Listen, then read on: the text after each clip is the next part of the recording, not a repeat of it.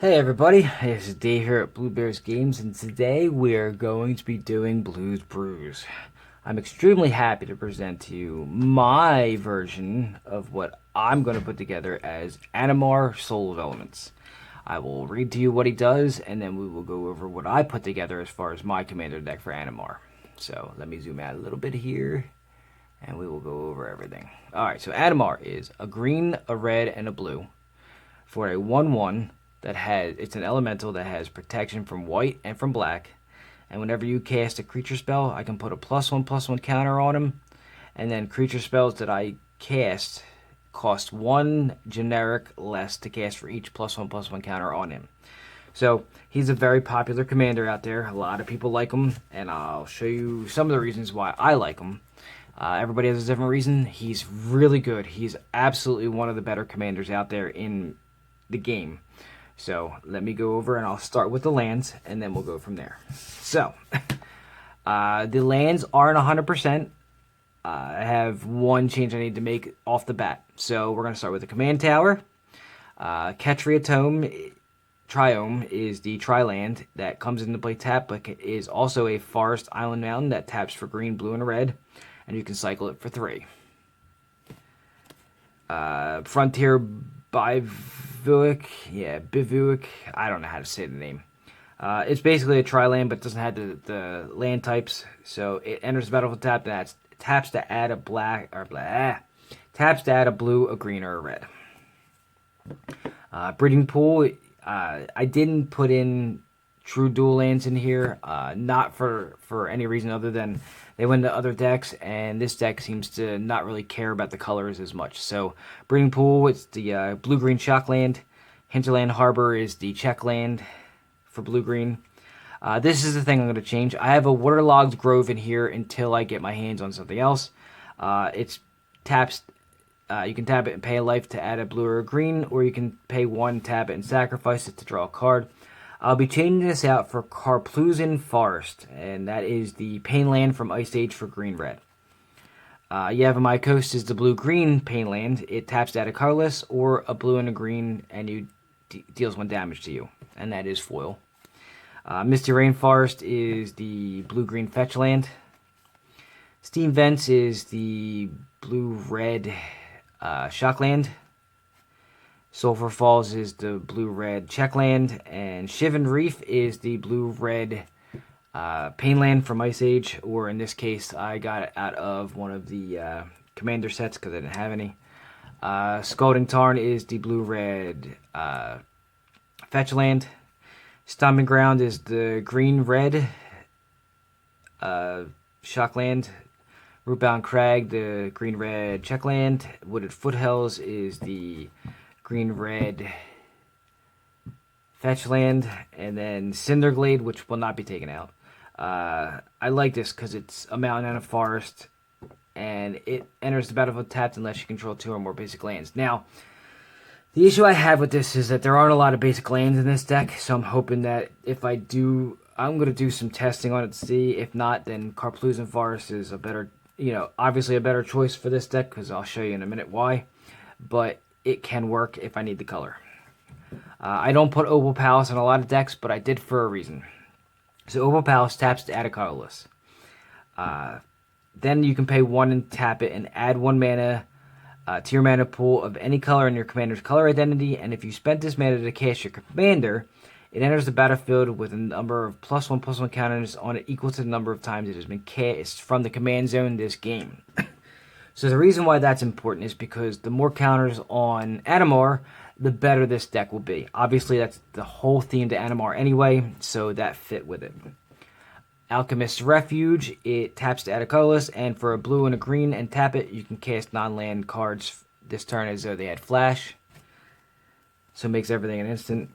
Shrine of the Forsaken Gods, it adds a colorless, or you can tap it to add 2 colorless. And spend this mana only to cast colorless spells, and activate this only if you control 7 or more lands. Again, a lot of these lands add colorless, and that's because this is Eldrazi Tribal. So the colorless makes a difference for some of the cards. Strip Mine adds a colorless, or I can tap and sack it to destroy any land. I put that in every deck. Weller Quarry Tower I put almost in every deck too. It gives me no maximum hand size and can add a colorless. Bonder's Enclave adds a colorless, and then I can pay 3 and tap it, draw a card. I can only activate that ability if I control a creature with a power 4 or greater. Believe you me when I tell you that 4 or greater is easy in this deck. Rogue's Passage adds a colorless, or 4 and tap it. Target creature can't be blocked this turn. So the directions I'm going with this are combat damage. It can be, depending on the circumstance, commander damage. So making my commander unblockable or making something else unblockable could mean the difference in the game. Homeward Path. I chose this one because if somebody decides to play a steel deck, I don't want them stealing my Eldrazi. So each player, I can tap it to have each player gain control of all creatures he or she owns. Because if my Eldrazi get out and somebody else is using them, it's going to be a problem for not just me, but for everybody else. I want mine to be mine. Sanctum of Ugin adds a colorless, and whenever you cast a colorless spell with converted mana cost of 7 or greater, you may sacrifice Sanctum of Ugin. If you do, search your library for a colorless creature card, reveal it, put it into your hand, then shuffle your library. So, for later in the game, if it does last that long, I can go get something I need. Eldrazi Temple, add a colorless, or tap to add 2 colorless, and I can only spend that mana to cast colorless Eldrazi spells or activate abilities of colorless Eldrazi. Alright, I have Ugin, and you know what? I'm going to actually zoom in a little bit and readjust a little bit here, because there we go. That might be a little bit better. Maybe zoom out a little bit now that I adjusted it. There we go. Hopefully you can read it better. Alright, Eye of Ugin, Legendary Land. Colorless Eldrazi spells you cast cost 2 less to cast, and I can pay 7, tap it, search my library for a colorless creature card, reveal it, and put it in my hand, and then shuffle my library. Obviously, if it's an Eldrazi deck, there's no reason not to have an Eye of Ugin. Tomb of the Spirit Dragon may be one of those ones that if I see it underperforms, it'll get changed out. Taps to add a colorless, or I can pay 2 and tap it, and I can gain a life for each colorless creature I control. And then the basics are 2 islands, 2 mountains, and 2 forests. So that's the land base. Again, it's going to be adapted a little bit as I learn how to play the deck and see what I need. But for now, that's what I have. The ramp is pretty straightforward. It's not too heavy on the ramp. A Soul Ring, an Arcane Signet, a Thought Vessel for, again, the maximum hand size thing. And I have a lot of ways to draw cards that are not, normal. Chromatic Lantern, because it's probably the best option you can use for a 3-color deck, because it makes all your lands tap to add 1 mana of any color, so all those colorless lands end up being the color I need if I need it, or I can tap it to add a mana of any color. Nature's Lore. The reason why I have the cards I have in here for the ramp for these 2 next cards is because of how they're worded. So it says search your deck for a forest card and put it into play, then shuffle your deck. So I'm looking for a forest card, so I don't have to go get a basic forest. I can get any of the ones that have a forest type. That includes the Triome, the Shocklands, and then the Cinderglades also, if I need to. And then Farseek, they're both 2 to cast. Farseek says search your library for a Plains, Island, Swamp, or Mountain card and put it onto the battlefield tap. So again, I can go search for specific worded lands that I need instead of, a basic land. So those are the ramp choices. It's not a lot of ramp because this deck technically shouldn't need it. So next section will be the creatures that I chose for the deck. And some of them I chose for one reason or another, aside from the Eldrazi. The Eldrazi are because this is Eldrazi Tribal. Some of them are also because they work well with Animar. So, up first is Walking Ballista. It's double X. So colorless, works with Animar. So if you have if you have infinite counters somehow on Animar and you have Walking Ballista, you can put into play with infinite counters. You basically can win the game. It's a combo, and I'll show you how to do that in a minute. So it's double X and enters the battlefield with X +1/+1 counters on it. For every 4 you can pay, put a +1/+1 counter on it, and then you can remove a +1/+1 counter from Walking Ballista, and it'll deal 1 damage to any. It says to target creature or player, but I believe it's been errated to any target. Eldrazi Mimic is 2 to cast for a 2/1 Eldrazi. Whenever another colorless creature enters the battlefield under your control, you may change Eldrazi Mimic's base power and toughness to that creature's power and toughness until end of turn. And that will be based upon the creatures that are coming up that are a lot bigger. Eternal Scourge is 3 to cast, 3/3. You may cast Eternal Scourge from exile. When Eternal Scourge becomes the target of a spell or ability an opponent controls, you exile Eternal Scourge. It's kind of like Norin. Whenever he becomes a target of a spell or ability, you remove him from the game, and then you can bring him back in. I believe you can cast him from anywhere. This is more for the ability to recast him to get more counters on Animar because he's cheap. He's only 3, so if you actually cast him once, you've got a counter on Animar anyway. So now it becomes 2, and it just keeps going. It's for the repeatability because he doesn't necessarily die usually. He just gets exiled. Matter Reshaper, the colorless symbol is why all the lands in there are mostly colorless except for a few. It's a 3/2 for 3.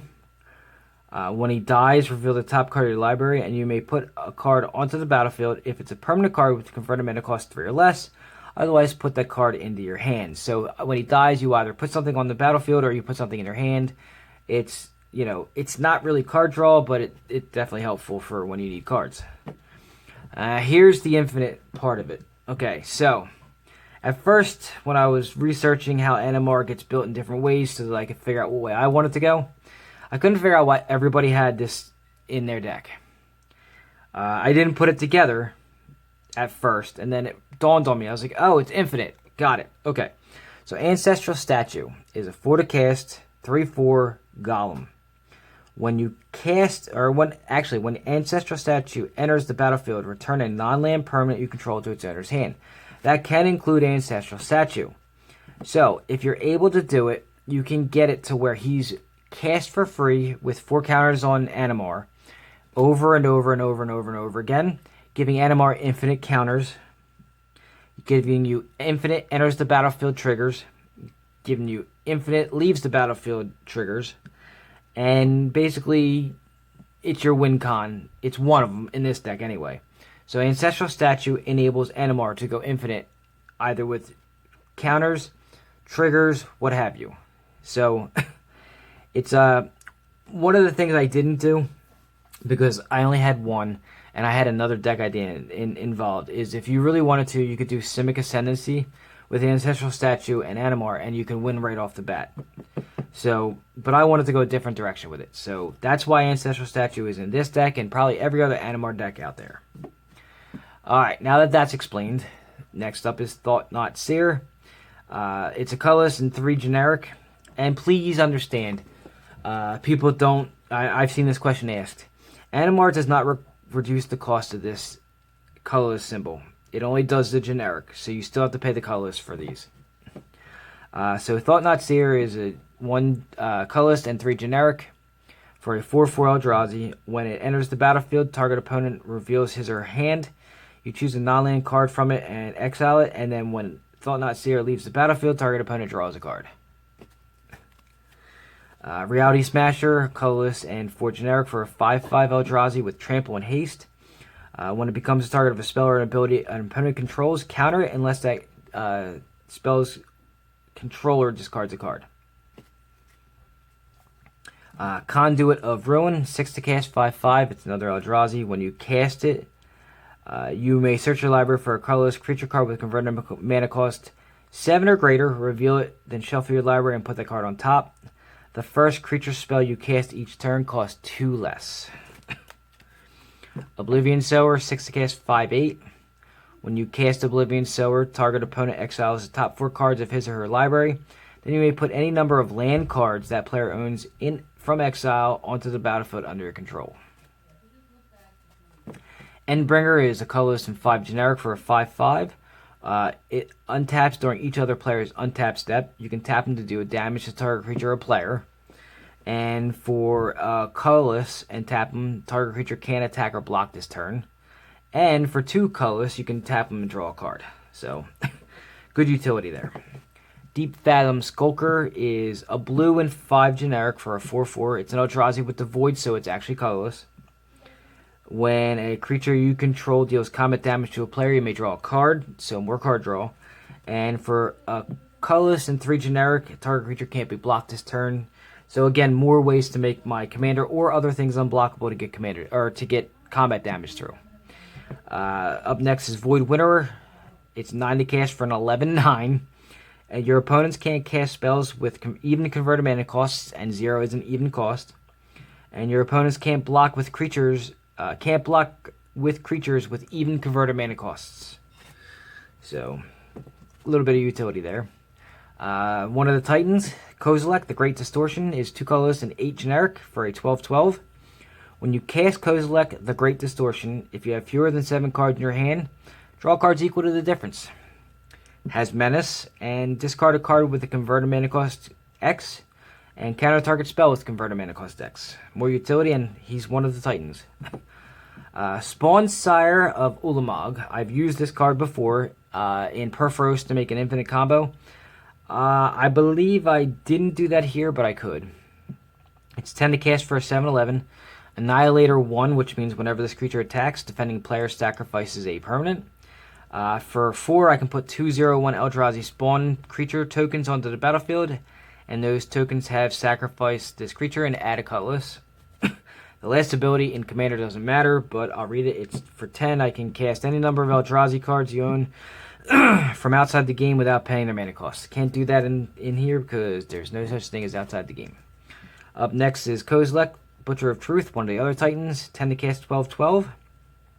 When you cast Kozilek, draw 4 cards, Annihilator 4, and when put into the graveyard from anywhere, it shuffles. Its owner shuffles his or her graveyard into his or her library. So good recursion there.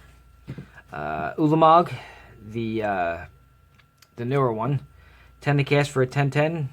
When you cast Ulamog, Ceaseless Hunger, exile 2 target permanents. It's indestructible, and whenever it attacks, defending player exiles the top 20 cards of their library from his or her. Let me reread that. When he attacks, defending player exiles the top 20 cards of his or her library. Darksteel Colossus, 11 to cast for an 11/11. Trample, indestructible, and if he would be put into a graveyard from anywhere, shuffle it into its owner's library instead. Pathraiser of Ulamog, this is the DCI foil version, is an 11 to cast 9/9 Annihilator 3, and it can't be blocked except by 3 or more creatures. One of the other Titans, Ulamog, the Infinite Gyre, 11 to cast 10/10. When you cast it, destroy a permanent. Annihilator 4, he's indestructible, and when put into your graveyard from anywhere, shuffle his or I shuffle your graveyard into your library with him in it. It That Betrays, 7 to cast 11/11. Annihilator 2, and whenever an opponent sacrifices a non-token permanent, put that card onto the battlefield under your control.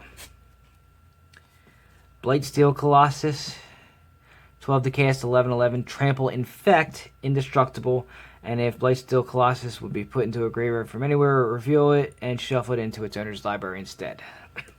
So, a lot of Titans here, if you haven't noticed. It's not all Eldrazi as far as it goes, because I have the Blightsteel Colossus and the Darksteel Colossus, but I wanted some heavy hitters in here so that there was a lot of threats on the board. Up next, Emrakul, the Promised End, 13 to cast, 13/13. It costs 1 less to cast for each type among cards in your graveyard. When you cast Emrakul, gain control of target opponent during that player's next turn. After that turn, that player takes an extra turn, and it has flying, trample, and protection from instants. Rattleclaw Mystic. So the reason for this is it's a 2 to cast 2/1. It can tap to add a green, a blue, or a red. It has a morph 2, so you can cast it for its morph cost for 3 and then morph it for 2. And when you do turn it face up, you add a blue, a green, and a red. So the point of this is if you get the right draw, and it's very unlikely to happen. I did not put a Mana Crypt in this deck just because I kind of wanted the power level of this deck to be lower so that people had a chance to play. I didn't want it to be competitive EDH. I wanted it to be roughly around 5 or 6, and that's roughly around where I kept it. But if I had included a Mana Crypt in here, the perfect draw would have been to be able to get this out and more from on turn 1 to have Animar out turn 1. I did not do that because I wanted to make it a little bit harder for me to do. Nest Invader is a 2 to cast 2/2. When it enters the battlefield, create an 0/1 colorless Eldrazi spawn that has sacrificed it to add 1 to your mana pool. I needed some some creatures that cost less than like 9. So Nest Invader was the best thing just because it also has a creature that it creates a creature that can add a colorless. Ewit or Eternal Witness is 3 to cast 2/1. When it enters the battlefield, you may return target card from your graveyard to your hand. Anybody playing green, if you're playing it, you really want to put Ewit in if you have it, just because it's really good at, it does what it does. It brings things back to your hand from the grave. All right. Vizier of the Menagerie, 4 to cast 3/4. You may look at the top card of your library. You may cast the top card of your library if it's a creature card. And you may spend mana as though or mana of any type to cast creature spells. So this is in here for utility. It makes it so I can cast more stuff from the top of my library. Beast Whisperer is 4 to cast for a 2/3. Whenever you cast a creature spell, draw a card. So in Green's way of making card draw is through this method, and I wanted to keep that going. God Eternal Ronus, 5 to cast 5/5 Death Toucher. When God Eternal Ronus enters the battlefield, double the power of each other creature you control until end of turn, and they gain Vigilance. So it makes those Titans even more Titanier. When it dies or is put into exile from the battlefield, you may put it on its owner's library, 3rd from the top. Primordial Stage, again, another way to do it, like the Beast Whisperer, it's 6 to cast for a 4/5. Whenever you play a creature spell, you may draw a card, so more ways to draw cards. Vigor, 3 green and 3 generic. 6/6 Trampler.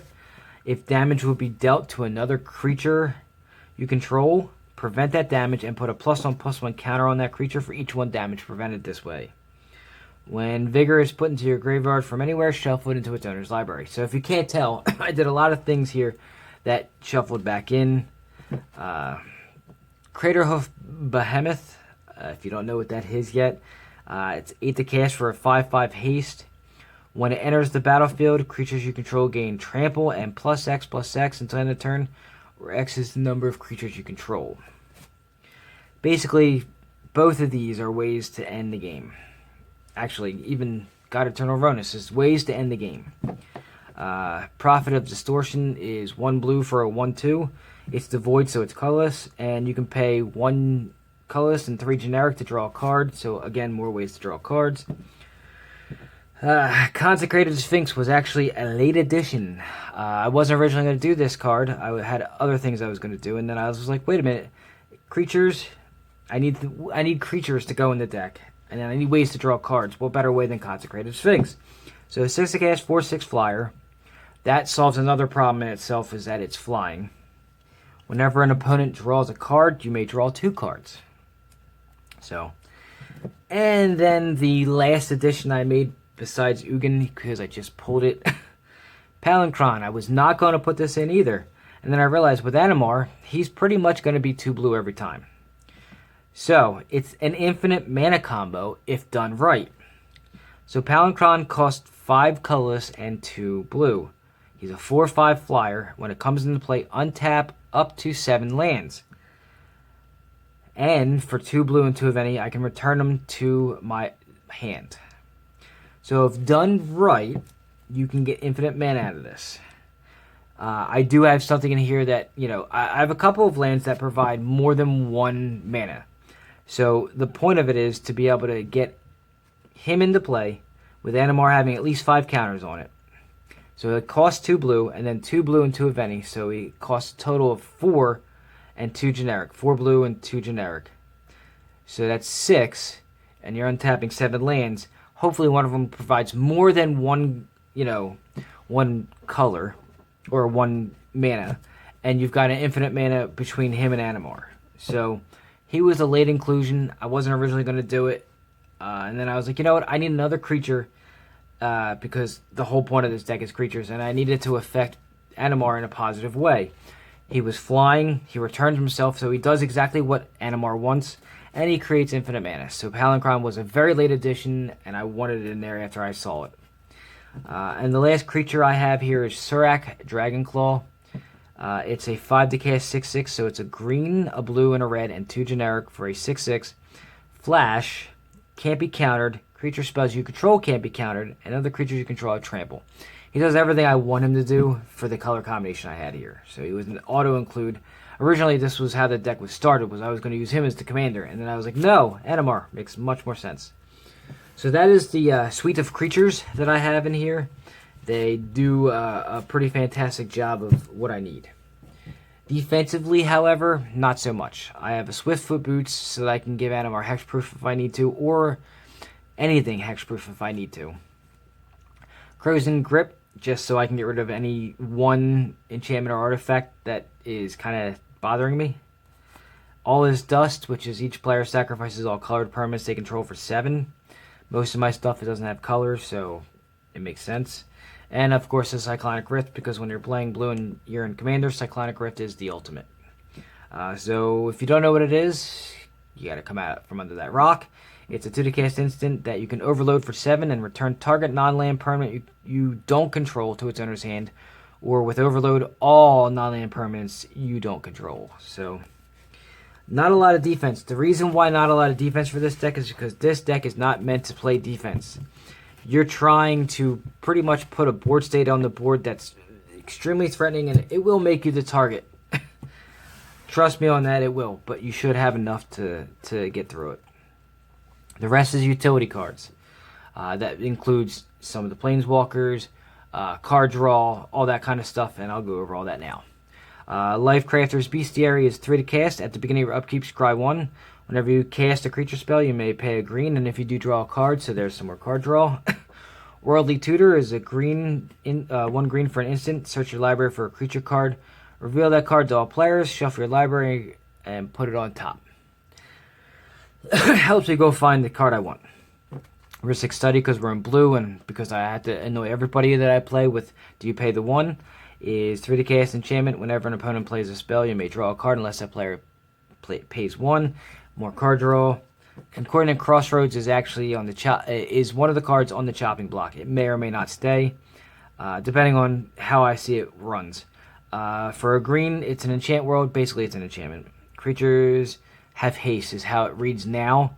The card itself literally reads as creatures can attack or use abilities that include tap and the activation cost as soon as they come into play under its controller's side. Basically, it says all creatures have haste. Sylvan Library, 2 to cast enchantment. There is a small combo in here for the Sylvan Library. You may draw two extra cards during your turn, during your draw phase specifically. Then either put 2 cards drawn this way back on top, or pay 4 life for each card.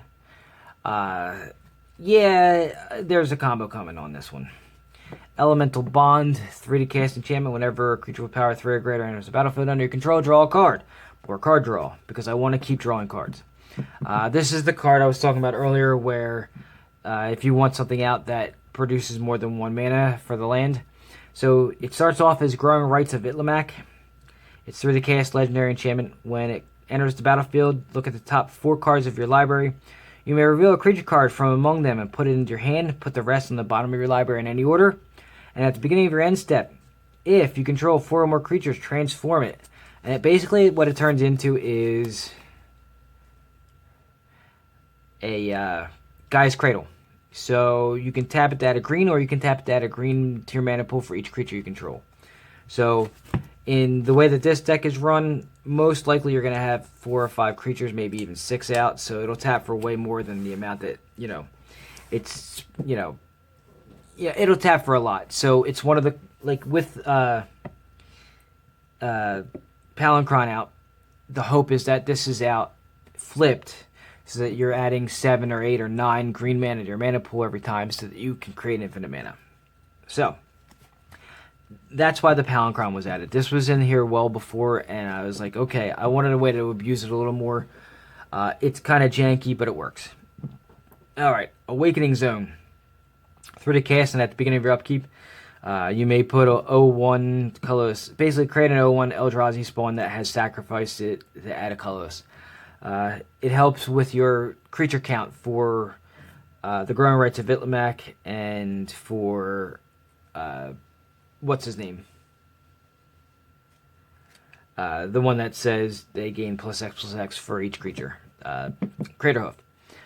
Descendant's Path, 3 to cast enchantment at the beginning of your upkeep. Reveal the top card of your library. If it's a creature card that shares a creature type with a creature you control, you may cast that card without paying its mana cost. Otherwise, put that card on the bottom of your library. You may cast that card without paying its mana cost. Think about that for a second. You have... So say Animar's not even out. But for some reason, you know, say it's the beginning of the game, turn 3, for some reason, okay, so say you have Eldrazi Mimic out, and you have Descendant's Path out. On turn 3, you flip over Emrakul. You may cast Emrakul for free. You see why that's in there now? It's in there so that it can abuse the hell out of Eldrazi by casting them for free. From Beyond. Oh, the other reason too. So, Awakening Zone puts Eldrazi out, and so does From Beyond. So, Descendant's Path allows you to have multiple ways to have Eldrazi on the field for cheaper, so you can cast the more expensive ones with Descendant's Path out for free. From Beyond, it's devoid, so it doesn't have a color. And at the beginning of your upkeep, put a 1/1 Eldrazi Scion on the... Create a 1/1 Eldrazi Scion that has sacrifice it to add 1. The difference between this and Awakening Zone, aside from the fact that it creates 1/1 Eldrazi Scions instead of 0/1 Eldrazi Spawn, is that you can pay 2 and sacrifice it to search your library for an Eldrazi card, reveal it, put it in your hand, and then shuffle your library, so it can actually go find things for you. Guardian Project is a 4 to cast enchantment. Whenever a non-token creature enters the battlefield under your control, if it doesn't have the same name as another creature you control or a creature card in your graveyard, draw a card. Anytime I put a green deck together, Guardian Project will go in it if it's creature-based. Because the whole point of it is exactly that. It doesn't have the same name. So it's got to go in there. It just makes sense. So the combo that I was talking about. With Sylvan Library is that Abundance replaces draws. So, it's 2 to cast, or I'm sorry, it's 2 green and 2 of any. Enchantment. Instead of drawing a card, so there's the replacement effect, you may choose land or non-land and reveal cards from the top of your library until you reveal a card of the chosen type. Okay? Put that card into your hand and put all other cards revealed from... So, what that means is, when you chose Sylvan Library, when Sylvan Library is in play with Abundance, you draw, or I'm sorry, all of your draws get replaced with Abundance, taking away the whole needing to pay for life. You now, instead of drawing, you choose land or non-land. For all 3 cards you draw, because you get your regular draw and then the 2 additional for Sylvan Library, you usually would go land, non-land, non-land, so you get a land every turn, and it replaces draws. That also happens to work for decks that your opponents control that force you to draw you out. So if you're playing against an Akusar deck, you can actually replace the draw with something here, and you'll never actually get, you know, it won't affect you the way that they want it to. So it's a defense, but it's actually utility where it can help you get to the cards you want faster. With a Sylvan Library out, it's even better. So if you want any more information on that one, I can describe it to you better. I have to let you guys know that I am in the middle of an MS flare, so I'm trying to get through this as best as I can. I do apologize for that. All right. Up next, Asceticism. 5 to cast enchantment. Creatures you control can't be the targets of spellers or abilities your opponent control. Basically, what that means is they have hexproof. And for every 2 you pay, you can regenerate target creature. And this one's foily. I had to put that in there. Impact Tremors is for the infinite ancestral statue combo, if you can get it to go. With Impact Tremors out, Animar with 4 counters and ancestral statue in your hand, or you can have infinite triggers. So Animar gets infinite counters, and then you can deal 1 damage to each opponent infinitely. That's the reason why that's in there. Rhythm of the Wild is 3 to cast enchantment, green, a red, and 1 colorless or generic. Creature spells you control can't be countered. It's important. And then non-token creatures you control have Riot, which means they enter the battlefield with my choice of a +1/+1 counter or haste. So with Animar, I probably would choose the +1/+1 counter. For the Eldrazi, I would choose haste. Temur Ascendancy, green, blue, red enchantment. Creatures I control have haste, and whenever a creature with power 4 or greater enters the battlefield under your control, you may draw a card. See the whole point here? Most of this stuff is to help me draw more cards to get more stuff onto the battlefield. I want to throw up my deck onto the field. That's what I'm trying to do. Here's one of my finishers. Another one. Finale of Devastation, 2 green and X. Search your library and or graveyard for a creature card with converter mana cost X or less and put it onto the battlefield. If you search your library this way, shuffle it, and if X is 10 or more, creatures you control get +X/+X and gain haste until end of turn. So, Eldrazi are big. This makes them bigger. You can go search for one specifically, and if I somehow am able to pay the 10, they also gain haste. Kind of like, most likely with this one, I would go search for Craterhoof Behemoth so that it doubles and doubles again. So it's one of those things, well, not doubles, but like it makes everybody bigger and bigger and bigger. Then it gives them haste, and then trample, and then so on and so on, so I can end the game out. So it's a good card. There's a reason why that's worth something. The card that's been holding this deck up for 3, 4, maybe even 5 weeks for me making this video. Ugin, the Spirit Dragon. I couldn't complete this deck without it. When I heard it was coming in Core 2021, I got excited and bought almost an entire case just for this one card because I wanted to get this deck done. It took forever to finally pull it. I'm 4 boxes in and I finally got it. I'll read why. So, it's 8 to cast. It's colorless, 8 colorless, 7 loyalty when it enters. Its +2 is it deals 3 damage to any target. -X is the reason why I needed this card. I have not a lot of defense in this deck. This is one of them. -X is exile each permanent with converter mana cost X or less. That's 1 or more colors. It's to make it so my Eldrazi stay around and everything else dies, unless it's artifact or a colorless. And then, of course, its ultimate is worth every bit of it. Is you gain 7 life, draw 7 cards, and put up to 7 permanents from your hand onto the battlefield. I mean, you can't really argue. It's probably one of, if not the best Planeswalker around. This deserves to be in every single deck you make when it comes to Commander. I only have the 1 copy at this point. I wish I had more. I would put it in every deck. It fits a lot of themes. Depending, I mean, it's extremely helpful the way I play. I play a lot of like creature lists, so it helps with that. So you don't worry about it destroying your stuff. But anyway, so that's what held up the deck. Kiora Behemoth Beckoner is in here as well. It's a blue or a green and 2. Comes into play with 7 loyalty. Whenever a creature with power 4 or greater enters the battlefield under your control, draw a card, and then I can take it down 1 counter to untap a permanent. It's in here for the card draw. And that's foil too. And last but not least, Vivien, Champion of the Wilds. 3 to cast for 4 loyalty. It's Vivien Planeswalker. You may cast creature spells as though they had flash. +1 until your next turn. Up to 1 target creature gains vigilance and reach. And then -2, look at the top 3 cards of your library. Exile 1 face down.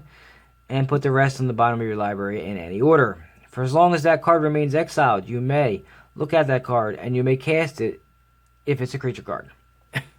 So it's in here for its static ability of casting creatures as if they had flash.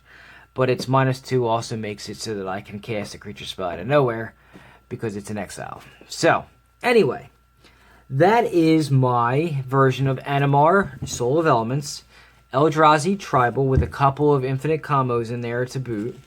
Again, I didn't want to make the power level so much that it was, a competitive EDH deck. I wanted to keep the power level down a little bit, somewhere around the 5 to 6 range, depending on how you look at it. I know a lot of the cards in here are extremely powerful, but getting them out, I didn't put a lot of ramp in here. I didn't put like a mana vault. I didn't put in here, stuff to ramp me up quicker. I wanted to keep it so that it was a little slower on purpose. So, that is my version. Hopefully if somebody needs some advice on how to build their Animar, they go ahead and use this video to their advantage. And if not, I made it for myself anyway. So, if you have any questions or comments, put them in the section below, as I always ask you to, or go to the Facebook page, message me directly. I will be glad to answer anything, or, just shoot the shit with anybody if they want to talk about the deck. Likes, subscribes, and shares are always great. Liking the video would be great. I'm sure some people will, some people won't. Animar is a very touchy commander, and people will like or hate the way you have it built depending on how they feel. Subscriptions are good. I'm at 125 as of this video. I'm looking to get to 200 hopefully very soon, but we'll see. I got a lot of videos in, I guess, queue waiting to be made, and I'm going to be making a whole lot more. So, anyway, that was Blues Brews, Animar, Soul of Elements. Enjoy the rest of your day. Have a good one, and I'll see you next time.